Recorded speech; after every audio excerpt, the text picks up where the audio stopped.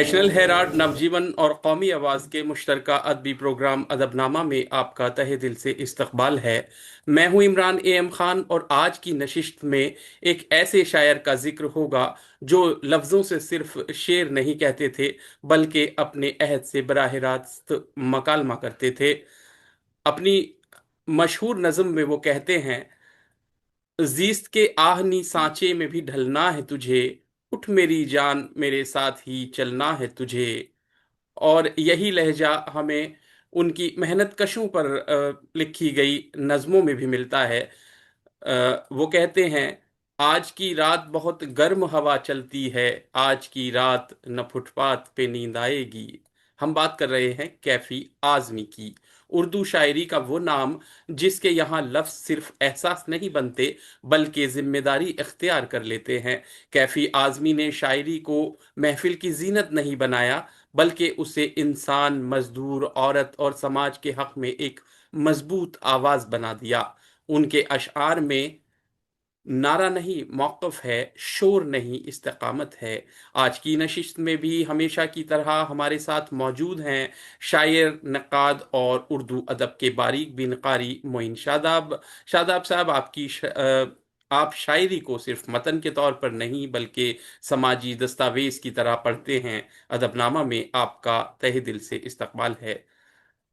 कैफी आजमी की शायरी पर नजर डालें तो महसूस होता है कि वो शेर कहने से पहले अपने अहद को समझने की कोशिश करते हैं। आपके नज़दीक कैफी आजमी ने अपने ज़माने के सियासी और समाजी तनाव को शायरी में किस तरह जज्ब किया? बहुत शुक्रिया आपका इमरान साहब। बिल्कुल सही फरमाया आपने कि अपना अहद पेश करती हैं कैफी आजमी अपनी शायरी में। लेकिन जहां तक अपने अहद का सियासी और समाजी तनाव शायरी में पेश करने का सवाल है, ये काम बहुत से लोग करते रहे हैं। खास तौर से जो इनकलाबी लबोरेजे के शोरा हैं या इंसानी मसाइल की बात करते हैं या तरक्की पसंद शोरा हैं। लेकिन किस तरह जज्ब किया, जो ये सवाल आपने किया है, यही दरअसल कैफी आजमी साहब की खूबी है कि उन्होंने जिस खूबी के साथ इस समाजी इंतशार और सियासी दबाव और तशन्नुज को जज्ब किया है अपने यहाँ, उसमें खूबी उनकी यह है कि वो कोई नारा नहीं बनता। आपने जिक्र भी किया कि वो नारा नहीं बनने देते। न कोई वक्ती रद्द अमल के तौर पर ये उनका जो इंतजाम है ये सामने आता है, जो जज्ब करते हैं अपनी शायरी में, या सिर्फ एहतजाज बनकर नहीं रह जाता या कोई रद्द अमल बनकर नहीं रह जाता, बल्कि वो फिक्री, लिसानियाती और जमालियाती सतह पर एक इंसानी तजुर्बा बन जाता है। और वही दरअसल शायरी है। ये कैफी आदमी साहब की खूबी थी। तो जिस तरह से उन्होंने जिस नज़ाकत के साथ इस सियासी और समाजी जबर को और तनाव को जज्ब किया अपने अंदर, उसको एब्जॉर्ब किया और उसके बाद उसका एक खुशनुमा शेरी तजुर्बा बनाया, तो इसी वजह से ऐसा लगता है कि उनके यहाँ सियासत बराह रास्त कोई मौजू नहीं बनती है, बल्कि इंसान, उसकी महरूमी, उसके दुख सुख और उसका जो कर्ब है, चाहे वो अखलाकी कर्ब हो, उसका समाजी कर्ब हो, उसका इंसानी कर्ब हो, वो मरकजी इस्तारा बनकर हमारे सामने आता है। ये उनको, उनकी खूबी थी कैफी साहब की, जिस जानिब आपने इशारा किया कि किस तरह से जज्ब किया है। अब इसकी वजूहात हैं कई। इसकी कई वजूहात है। नंबर एक तो ये है कि वो किसी भी तारीखी लम्हे को या वाक़े को या जो कुछ भी हो रहा हमारे समाज में, हमारे आसपास हो रहा है, उसको तजर्बे में डाल देते हैं। वो महज खबर नहीं रह पाती कि ये सिर्फ कोई खबर है, कोई न्यूज़ है, कोई वाकया है, बल्कि वो एक आफाकी तजर्बे में ढल जाता है जब कैफी आजमी के कलम से वो निकलता है। और जाहिर है कि जो जो तकसीम है हमारे यहाँ, तबकाती तकसीम उसको कह लीजिए, नाइंसाफी है, सरमाया दाराना निज़ाम का जो एक जबर है, जुल्म है, और जिस तरह रियासती तशद्दुद, जो इक़्तिदार का एक तशद्दुद होता है, इक़्तिदार का के जो मजालिम होते हैं, तो ये ऐसे और उस जैसे बहुत से मसाइल, ये दरअसल कैफी आजमी साहब के यहाँ दुख का इस्तारा बन जाते हैं। बरह रास्त कोई सियासी वाकया होने की बजाय एक इस्तारा बनकर सामने आते हैं। और इसीलिए उनकी शायरी में महज किसी मखसूस सियासी واقع تک محدود نہیں رہتی. وہ اشارہ تو ملتا ہے کہ کوئی واقعہ ہوا ہے، وہ ایک تاریخ ہے، اس کا پس منظر ہے، لیکن ہر دور میں اس کی معنویت برقرار رہتی ہے. یہ اس کے آفاقی یا ایک انسانی تجربہ بننے کا ایک ثبوت ہے. دوسری بات، وہ جذبات پر ان کے یہاں قابو ملتا ہے. جذبات پر قابو ملتا ہے جو ایک فکری نظم ہو سکتا ہے، فکری ڈسپلن ہو سکتا ہے. یعنی ان کے اشعار میں غصہ اور احتجاج، بے چینی، یہ سب کچھ ملے گا، لیکن اس میں ایک فنی توازن برقرار رہے گا، جو فن اور فکر کا ایک توازن ہو سکتا ہے. تو یہ ایک دوسری خوبی ہے، یہ جس کا میں ذکر کر رہا تھا پہلے، کہ وہ تاریخی لمحہ کیسے آفاقی تجربہ بن جاتا ہے. اسی طرح ان کے یہاں جو ضبط ہے، جو تحمل ہے جذبوں کی شدت پر، وہ جو ہے ایک فنی توازن کے ساتھ ہمارے سامنے آتا ہے. اور جس کا ذکر آپ نے ابتدائی گفتگو میں کیا، کوئی چیخ نہیں بنتی ان کی شاعری، شور نہیں بنتا ہے، بلکہ وہ قاری کو سوچنے پر مجبور کرتا ہے کہ یہ جو واقعات ہمارے آس پاس ہو رہے ہیں، یہ اس کے پس منظر میں کیا ہے، اس کے عواقب کیا ہیں، اس کے مضمرات کیا ہیں، اور کس طرح سے سماج سے ان مسائل کو ختم کیا جا سکتا ہے. تیسری بات یہ کہ علامت و پیکر تراشی، جس کے بغیر شاعری ہوتی نہیں ہے. شاعری نعرہ بن جاتی ہے، جملہ بن جاتی ہے، اسٹیٹمنٹ بن جاتی ہے. تو جو علامتیں ہیں اردو شاعری میں، کسی بھی زبان کی شاعری میں، جو پیکر تراشی ہے، جو تشبیہات ہیں، جو استعارے ہیں، یہ دراصل کسی بھی تجربے کو شاعری بنانے میں بہت اہم کردار ادا کرتی ہے. اور آپ نے دیکھا ہوگا، آپ پڑھیے کیفی اعظمی کو، تو نعرے بازی کی بجائے گھر، چراغ، روشنی، زخم، مٹی، اندھیرے، یہ سب ایک طرح سے ایک خوبصورت استعارے یا کنائے، میٹافرس بن کر ہمارے سامنے آتے ہیں اور انسانی زندگی کی روزمرہ کی حقیقتوں کو پیش کرتے ہیں. یہ علامتیں سیاسی بھی ہیں اور انسانی بھی ہیں. اس لیے شعر محض سیاسی بیان نہیں رہتا، بلکہ ان کی شاعری ایک تہذیبی تحریک بن جاتی ہے. تیسری بات، سوال کا جواب ذرا طویل ہو رہا ہے لیکن سمجھنا ضروری ہے، کہ تیسری جو خوبی جس وجہ سے وہ انتخاب کرتے ہیں اپنے یہاں پھر اس کو شاعری بناتے ہیں، وہ ہے اخلاقی ذمہ داری. کوئی بھی شخص، کوئی بھی فنکار، ظاہر ہے ایک عام شہری بھی ایک ذمہ دار فرد ہوتا ہے اپنے معاشرے کا. لیکن جو آرٹسٹ ہوتا ہے، شاعر ہوتا ہے، ادیب ہوتا ہے، صحافی ہوتا ہے، اس کی ذمہ داری مزید بڑھ جاتی ہے. تو اسی لیے جب یہ لوگ ظلم کے خلاف آواز بلند کرتے ہیں، تو انسان کے اندر جو خوف موجود ہے، اس ظلم کو کیوں سہا جا رہا ہے، کیا اس کے اسباب ہیں، کیا وجوہات ہے، اس کا بھی انٹرسپیکشن یا محاسبہ، آتم نریکشن کرتے ہوئے چلنا پڑتا ہے. تو یہ کیفی اعظمی کی شاعری یہ کام بھی کرتی ہے، خود احتسابی کی منزل سے گزارتی ہے ان لوگوں کو جن پر جبر ہو رہا ہے، جن پر ظلم ہو رہا ہے، جو ایک سماجی انتشار کا شکار ہے. تو یہ بھی ایک بڑی اس کی وجہ ہے جو ان کی شاعری میں ملتا ہے. اور پھر وہی بات کہ کیفی اعظمی ان تمام تر اپنی خوبیوں کی وجہ سے سیاست کو کبھی شاعری پر مسلط نہیں کرتے. سیاست کے موضوعات ہیں ان کے یہاں، سیاسی موضوعات ہیں، ظاہر ترقی پسند ادب سے وابستہ رہے، کمیونزم سے متاثر رہے، حصہ رہے بلکہ اس کا متاثر کیا. تو وہ ایک فطری بہاؤ میں سیاست کو جذب کرتے ہیں اپنے یہاں. یہ ان کی خوبی ہے، اور یہی شعر ان کی شاعری کو، یہ وصف ان کی شاعری کو جز وقتی نہیں یا پارٹ ٹائم نہیں، بلکہ ایک دستاویز بنا دیتا ہے جو ہمیشہ زندہ رہتا ہے. جی، بجا فرمایا آپ نے کہ کیفی اعظمی صاحب کی شاعری ایک زندہ دستاویز بن گئی ہے. کیفی اعظمی کی شاعری میں انسانی وقار ایک مرکزی دھارے کے طور پر سامنے آتا ہے. خواہ موضوع عورت ہو، مزدور ہو یا عام آدمی، آپ اس انسانی مرکزیت کو کیفی اعظمی کی شاعری کی کس طرح کی شعوری تشکیل سمجھتے ہیں؟ ہاں، یہ بڑا اہم سوال ہے، اور اس کا جو انسانی وقار ہے، جو ایک بشری احترام ہو سکتا ہے، اور جس کا ذکر آپ نے عورت کے حوالے سے بھی کیا تھا، کہ جس طرح سے انہوں نے عورت پر نظم کہی، بڑی مشہور نظم ہے، اٹھ میری جان میرے ساتھ ہی چلنا ہے تجھے. تو یہاں کسی جنس کی تفریق نہیں ہے، کسی نسل کی تفریق نہیں ہے، کسی عمر کی کوئی قید نہیں ہے، بلکہ ایک انسانی وقار کی بات ہو رہی ہے. مکمل طور پر ایک انسانی وقار کی بات کیفی اعظمی صاحب کر رہے ہیں. اسی لیے جب وہ خاتون کی بات کرتے ہیں، کسی عورت کی بات کرتے ہیں، کسی مزدور کی بات کرتے ہیں، تو وہ محض جذباتی یا ہمدردی کے کے طور پر نہیں آتا ہے کہ ایک جذباتی وابستگی ہے، ایک ہمدردانہ سلسلہ ہے، وہاں تک محدود نہیں رہتا، بلکہ خود اختیاری، حق خود ارادیت، رائٹ آف سیلف ڈٹرمنیشن، اور ایک طرح کا انسانیت کا احترام، اس کا یہ ایجنڈا بن جاتا ہے۔ اور وہ عورت کو مظلوم شے کے طور پر نہیں پیش کرتے، بلکہ وہ کہتے ہیں یہ ہمارے معاشرے کا ایک اٹوٹ حصہ ہے، ہمارے اس کے بغیر کوئی کام ہی نہیں ہو سکتا ہے، اس کو ہمیں جسم میں کسی تفریق نہیں کرنا ہے، بلکہ ایک شامل قوت ہے۔ ہمارے سماج میں جو بھی قوتیں شامل ہیں، جو بھی اس کے فیکٹرز ہیں، اس کا ایک اہم فیکٹر ہے خاتون بھی، یا وہ مظلوم انسان بھی، مزدور بھی، یا دبا کچلا طبقہ بھی۔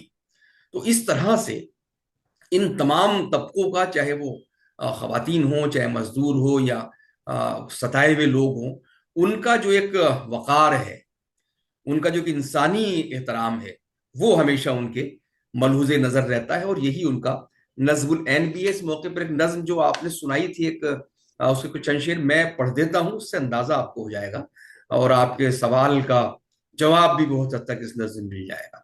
بڑی اچھی نظم کا آپ نے انتخاب کیا اپنی گفتگو میں، یہ ابتدا میں، انٹرو میں اپنے، اٹھ میری جان میرے ساتھ ہی چلنا ہے تجھے۔ اب یہ دیکھیے کہ وہ شریک کر رہا ہے، یہ نہیں کہ صاحب اس پہ ہمدردی ہے، یا اس پہ وابستگی ہے، یا اس کے ساتھ ظلم ہو رہا ہے، بلکہ وہ ضرورت ہے ہمارے معاشرے کی۔ اٹھ میری جان میرے ساتھ ہی چلنا ہے تجھے، زندگی جہد میں ہے صبر کے قابو میں نہیں، نبض ہستی کا لہو کانپتے آنسو میں نہیں، اڑنے کھلنے میں ہے نکھت غمے گیسو میں نہیں، اڑنے کھلنے میں ہے نکھت غمے گیسو میں نہیں، جنت ایک اور ہے جو مرد کے پہلو میں نہیں۔ دیکھیں کہ صرف مرد کے لیے آپ مرد میں جنت تلاش کریں، یا مرد میں اپنی پناہ دیکھیں، ایسا نہیں ہے۔ جنت ایک اور ہے جو مرد کے پہلو میں نہیں، اس کی آزاد رویش پر بھی مچلنا ہے تجھے، اٹھ میری جان میرے ساتھ ہی چلنا ہے تجھے۔ ایک بند اور بہت اچھا ہے اس کا، کہ قدر اب تک تیری تاریخ نے جانی ہی نہیں، تجھ میں شعلے بھی ہیں، تجھ میں شعلے بھی ہیں، بس اشک فشانی ہی نہیں، تو حقیقت بھی ہے دلچسپ کہانی ہی نہیں، تیری ہستی بھی ہے ایک چیز جوانی ہی نہیں۔ یہ کیا خوبصورت لائن بہت ہے! بہت خوب، بہت صرف آپ شاندار۔ شباب یا جوانی کی شے سمجھیں آپ عورت کو، تیری ہستی بھی ایک چیز، پوری طرح مکمل وجود عورت کا ہمارے لیے بہت اہم ہے۔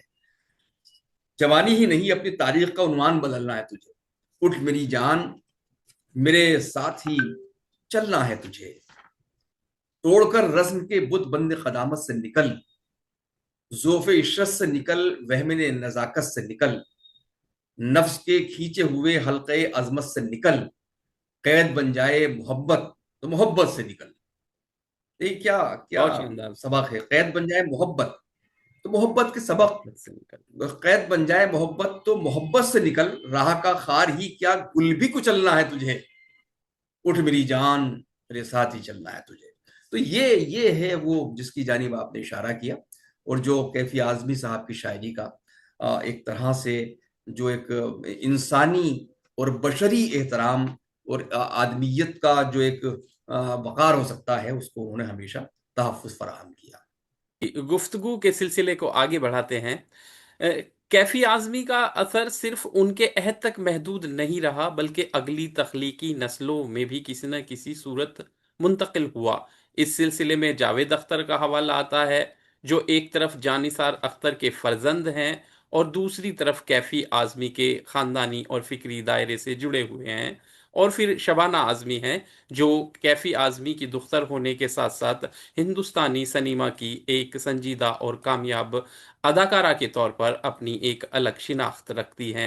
آپ کے نزدیک یہ ادبی اور ثقافتی تسلسل، جہاں شاعری، فکر اور فن مختلف صورتوں میں آگے بڑھتے ہیں، ہندوستانی ادب اور سماج کو کس طرح ایک وسیع تر معنوی رشتہ فراہم کرتا ہے؟ جی بالکل، آپ نے صحیح فرمایا کہ کیفی اعظمی کی جو فکری وسعت ہے، جو پھیلاؤ ہے ان کی سوچ کا، جو ان کی شاعری کا، ان کے لفظوں کا، اس کو اگر کسی ایک عہد تک محدود کر دیا جائے، ایک زمانے تک اس کو ہم اس کی حد بندی کر دیں، تو یہ ناانصافی ہوگی اس وسیع النظری کے خلاف، جو ان کا ان کی نظر تھی، جو ان کی وسعت تھی فکر کی۔ اور جس طرح آپ نے ذکر کیا کہ وہ کچھ لوگ وہ ہیں کہ اگر ہم جاوید اختر یا شبانہ اعظمی صاحبہ کا ذکر نہ بھی کریں تو ایک نسل کو متاثر کیا کیفی اعظمی صاحب نے. یعنی استادی شاگردی کی روایت کے بغیر بھی جو لوگ ان کا کلام پڑھ رہے تھے، ان کی فکر سے متاثر تھے، ان کے لفظوں میں خود کو تلاش کر رہے تھے، تو وہ بھی اسی روایت کا تسلسل ہے جس کی جانب آپ نے اشارہ کیا تھا. جہاں تک جاوید اختر صاحب کا سوال ہے، ظاہر ہے خود ان کا تعلق تو ایک بڑے ادبی خانوادے سے تھا. مستر خیر آبادی، جہانسار اختر سے جیسے بڑے لوگ ان کے خاندان میں ہوئے، لیکن کیفی اعظمی سے ان کی قربتیں رہیں فکری طور پر بھی، اور پھر اس رشتے کی مناسبت سے بھی جو ایک رشتہ ان کا قائم ہوا تھا کیفی اعظمی صاحب سے، جس کی جانب آپ نے اشارہ کیا ہے. تو یہ حالانکہ جاوید اختر صاحب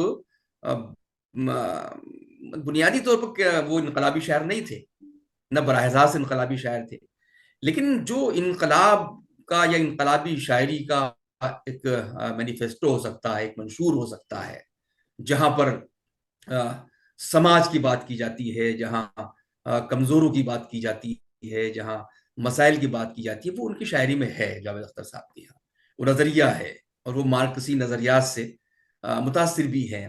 کیفی صاحب تو تھے ظاہر ہے پوری طرح مارکسی نظریات سے متاثر تھے. تو یہ جاوید اختر صاحب کہ یہاں بھی یہ جو ایک طرح سے تخلیقی اور فنی تسلسل ہے، یہ پایا جاتا ہے کسی نہ کسی شکل میں، شعوری طور پر، لاشعوری طور پر، براہ راست یا بالواسطہ طور پر. اور جس طرح آپ نے شبانہ اعظمی کا ذکر کیا، وہ کوئی باقاعدہ شاعرہ تو نہیں ہے، لیکن جس طرح سنیما کا ایک بڑا نام ہے، اداکاری کا ایک بڑا نام ہے، اور جو کیفی اعظمی کا نظریہ تھا عورت کا تقدس، ایک خاتون کا احترام، اس کو توانائی دینے کی بات، تو شبانہ اعظمی کے کردار ہم دیکھتے ہیں فلموں میں، تو انہوں نے اسی نظریے کو اپنے کرداروں میں ڈالا. انہوں نے اسی تسلسل کو اپنی اداکاری کے ذریعے پیش کیا. تو آپ نے بجا فرمایا کہ ایک طرح سے جاوید اختر اور شبانہ اعظمی کا ذکر کرتے ہوئے ہم دوسرے لوگوں کا ذکر بھی کریں کہ یہ ایک فکری فضا کی توسیع کا سلسلہ لگاتار جاری رہتا ہے. اور اس کو کہہ سکتے ہیں جس طرح آپ نے کہا کہ ایک تخلیقی اور ایک فنی تسلسل ہے جو کیفی اعظمی کو سمجھنے کے لیے مزید جو ہے ہمارے لیے راستے آسان کرتا ہے. دوسری بات یہ ہے کہ جاوید اختر اور شبانہ اعظمی کے اور کیفی اعظمی کے درمیان جو یہ قربتیں تھیں، جو یہ رشتے تھے، یہ صرف ایک رسمی طور پر نہیں، بلکہ اور صرف رشتوں کی وجہ نہیں، بلکہ ایک جو گھریلو مکالمہ ہوتا ہے، جو گفتگو ہوتی ہے آپس میں، ایک مشترکہ قدروں کا معاملہ ہوتا ہے، اور تخلیقی ہم نشینی ہوتی ہے. تو وہ بھی اس روایت کو منتقل کرنے میں بہت اہم کردار ادا کرتی ہے، جس کے سائے میں پرورش ہوئی کیفی اعظمی صاحب کی بھی اور شبانہ اعظمی صاحبہ کی بھی، کہ ان براہ راست اس فکر کا اثر ان لوگوں کی شخصیت میں ملتا ہے، اور وہ بین المتون بھی ہو جاتا ہے، بین الفنون بھی ہو جاتا ہے، کہ مختلف فنون ہیں، ایک مختلف آرٹس ہیں، ان کے درمیان ایک مکالمہ ہو رہا ہے، ایک رابطہ قائم ہو رہا ہے، اور ادب اور فن کی تبدیلی کی جو معنویت ہے وہ برقرار رہتی ہے اس تسلسل سے. جی، آپ نے بہت ہی بجا فرمایا، مختلف فنون آپس میں مکالمہ کرتے ہیں، یہ بڑی دلچسپ بات ہے. کیفی اعظمی کی شاعری میں امید ایک کمزور جذبہ نہیں بلکہ ایک مسلسل جد و جہد کی صورت نظر آتی ہے. آپ کے نزدیک یہ امید کیفی اعظمی کے یہاں کہاں سے جنم لیتی ہے؟ کیا یہ نظریے سے آتی ہے یا زندگی کے تجربے سے؟ یہ دیکھیے دونوں چیزوں سے حاصل ہوتی ہے، نہ صرف نظریے سے آتی ہے، نہ صرف تجربات سے آتی ہے، بلکہ دونوں کے باہمی تعاون سے یہ شے جو ہے وہ جنم لیتی ہے، اور اس کا جو امتزاج ہے، جو سنگم ہے، وہاں سے یہ آتی ہے، وہیں سے یہ چشمہ پھوٹتا ہے، یہ روشنی پھوٹتی ہے. اور یہ نظریہ جو یہ امید کا جس کا ذکر کیا ہے آپ نے، وہ ترقی پسند فکر سے جڑا ہوا ہے دراصل معاملہ. اس میں تاریخ کو کوئی جامد شے نہیں، کہ تاریخ کوئی منجمد شے ہے، کسی پتھر کی طرح ٹھہر گئی ہے یا رک گئی ہے، بلکہ وہ تاریخ بھی تغیر پذیر ہوتی ہے، اس میں تبدیلیاں آتی ہیں، اس کے بہت سے پہلو بعد میں ہمارے سامنے آتے ہیں، اور یہ نظریہ انسان کو حالات کا اسیر نہیں بناتا ہے، بلکہ اس کا معمار بناتا ہے کہ حالات آپ کس طرح سے خود بناتے ہیں، کس طرح حالات تشکیل کرتے ہیں۔ اس لیے کیفی آزمی صاحب کے یہاں جو امید ہے وہ محض دعا نہیں بنتی ہے، بلکہ ایک امکان بن کر سامنے آتی ہے، امید امکان بن کر سامنے آتی ہے۔ وہ ان کی امیدیں معصوم نہیں رہنے دیتے، بلکہ امیدوں کو آزمائش سے گزارنا چاہتے ہیں اور حقیقت پسندانہ صورتحال تک پہنچانا چاہتے ہیں۔ تو یہ امید جو ہے محض اندھی رجائیت نہیں ہے کہ آپ کسی اندھی دوڑ میں اپنی روایت کی پاسداری کر رہے ہیں، یا اس سے جڑے ہوئے ہیں، جو ایک رجائیت ہے، جو ایک ایکٹیویزم ہے، یہ آپ مطلب اس سے صرف جڑ نہیں رہے کسی روایت کی طرح، کسی اندھی روایت کی طرح، بلکہ ایک شعوری مزاحمت ہے، یہ بھی احتجاج ہے ایک طرح کا۔ وہ امید کرتے ہیں، لیکن امیدیں وہ آنکھیں بند کر کے نہیں کرتے، بلکہ کھلی آنکھوں سے کرتے ہیں، خواب بھی کھلی آنکھوں سے دیکھتے ہیں، جد و جہد پر یقین رکھتے ہیں، اور قربانی جو دینی پڑتی ہے ان خوابوں کو بچانے کے لیے، ان امیدوں کو پالنے پوسنے کے لیے، وہ اس کی قیمت سے بھی باخبر رہتے ہیں کہ اس کی قیمت بھی انسان کو چکانی پڑتی ہے۔ اس لیے ان کو امید ان کے ہیں جو اکثر زخموں کے ساتھ آتی ہے، اندھیرے کے ساتھ آتی ہے، شکست کے ساتھ آتی ہے، اور یہیں سے یعنی ایک اندھیرے سے روشنی کی کرن کی طرح پھوٹتی ہے۔ یہ کیفی اعظمی صاحب کے یہاں ایک خاص طور سے امید کا ایک تصور ہے، جس پر بہت سا کام بھی ہوا ہے، بہت سی نظمیں ہیں جو ان کی امید امکان کے تصور کو پیش کرتی ہے۔ اور اب وہ مرحلہ جس کا ناظرین کو ہمیشہ انتظار رہتا ہے، شاداب صاحب، ہم چاہیں گے کہ آپ کیفی اعظمی کے چند منتخب اشعار اپنی آواز میں پیش کریں۔ جی، عادی کیفی اعظمی صاحب بنیادی طور پر نظم کے شاعر تھے، اور ان کی نظمیں بہت مشہور ہے، جن کا میں یہاں عورت کا ذکر آیا ہی، کچھ بند آپ نے پیش کیے، کچھ میں نے پیش کیے۔ اندیشہ ان کی نظم ہے، ٹرنکال ہے، حوصلہ ہے، تبسم ہے، مکان ہے، مکان کا بھی ایک بند آپ نے پڑھا تھا کہ آج کی رات ہمیں نیند نہیں آئے گی۔ دوسرا بنواس ان کی بڑی مارکت العرا نظم ہے، جو عمر کے آخری حصے میں جب 6 دسمبر کا واقعہ ہوا تھا انہوں نے پیش کی تھی۔ کچھ نظمیں بھی ایک دو سناؤں گا، لیکن کچھ اشعار غزل کے، کہ غزل بھی ان کے یہاں کس طرح سے اپنے پورے بانکپن کے ساتھ موجود ہے، پوری انگڑائی کے ساتھ موجود ہے۔ کچھ شعر پڑھتا ہوں کہ خار و خست تو اٹھیں راستہ تو چلے، خار و خست تو اٹھیں راستہ تو چلے، میں اگر تھک گیا قافلہ تو چلے، بہت ہی شاندار۔ میں اگر تھک گیا، خار و خست تو اٹھیں راستہ تو چلے، میں اگر تھک گیا قافلہ تو چلے۔ اب دیکھیے شعر سنیں عمران صاحب، اتنی لاشیں میں کیسے اٹھا پاؤں گا، کیا درد ہے یہاں، کیا کرب ہے، ہر عہد کا کرب ہے، اتنی لاشیں میں کیسے اٹھا پاؤں گا، آپ اینٹوں کی حرمت بتا تو چلے۔ اب دیکھیے وہ جو عمارتیں، جو مذہبی عمارتیں ہوتی ہیں جو اینٹوں سے بنتی ہے، اس کی حرمت کو بچانے کے لیے ایک طرح سے اس کی ایک طرح سے نام نہاد حرمت، جو اصل حرمت نہیں ہوتی ہے، اصل حرمت بچائی جائے تو سب یہ نہیں ہوتا ہے، جس کی وجہ سے انہوں نے شعر کہا ہے اتنی لاشیں میں کیسے اٹھا پاؤں گا، آپ اینٹوں کی حرمت بچا تو چلے، بیلچے لاؤ کھولو زمیں کی تہیں، بیلچے لاؤ کھولو زمیں کی تہیں، میں کہاں دفن ہوں کچھ پتا تو چلے۔ پتا تو اور چلے۔ یہ دیکھیے بیلچہ ایک علامت ہے پورا مارکسزم کا اور ترقی پسند نظریات کا۔ بیلچے لاؤ کھولو زمیں کی تہیں، میں کہاں دفن ہوں کچھ پتا تو چلے۔ ایک غزل کے چند شعر اور منتخب کر کے پڑھتا ہوں۔ میں ڈھونڈتا ہوں جسے وہ جہاں نہیں ملتا، اچھی غزل ہے ان کی۔ میں ڈھونڈتا ہوں جسے وہ جہاں نہیں ملتا، نئی زمین نیا آسمان نہیں ملتا، نئی زمین نیا آسمان نہیں ملتا، تسلسل ہے نئی زمین نیا آسماں بھی مل جائے، نئی زمین نیا آسماں بھی مل جائے، نئے بشر کا کہیں کچھ نشان نہیں ملتا۔ اب دیکھیں صرف نئی زمین نئے آسمان کی، نیا بشر تلاش کر رہا ہے شاید۔ میں ڈھونڈتا ہوں جسے وہ جہاں نہیں ملتا، نئی زمین نیا آسمان نہیں ملتا، نئی زمین نیا آسماں بھی مل جائے، نئے بشر کا کہیں کچھ نشان نہیں ملتا، وہ تیغ مل بھی گئی جس سے ہوا ہے قتل میرا، وہ تیغ مل گئی جس سے ہوا ہے قتل میرا، کیا مارکت العرا شعر ہے۔ وہ تیغ مل گئی جس سے ہوا ہے قتل میرا، کسی کے ہاتھ کا اس پر نشان نہیں ملتا۔ کسی کے ہاتھ کا اس پر نشان نہیں ملتا۔ تم قتل کرو ہو کہ کرامات کرو، وہ تیغ مل بھی گئی وہ تیغ مل گئی جس سے ہوا ہے قتل میرا، کسی کے ہاتھ کا اس پر نشان نہیں ملتا۔ جو یہ خدا نہیں ملتا تو اتنا ماتم کیوں؟ ابھی حالیہ بحث کے پس منظر میں دیکھیے، جو یہ خدا نہیں ملتا تو اتنا ماتم کیوں، مجھے خود اپنے قدم کا نشان نہیں ملتا۔ یہ ہے کہ انسان خود کو تلاش کرے پہلے، خدا تو مل جائے گا، تو اصل خدا ہے۔ یہ خدا نہیں ملتا تو اتنا ماتم کیوں، مجھے خود اپنے قدم کا نشان نہیں ملتا۔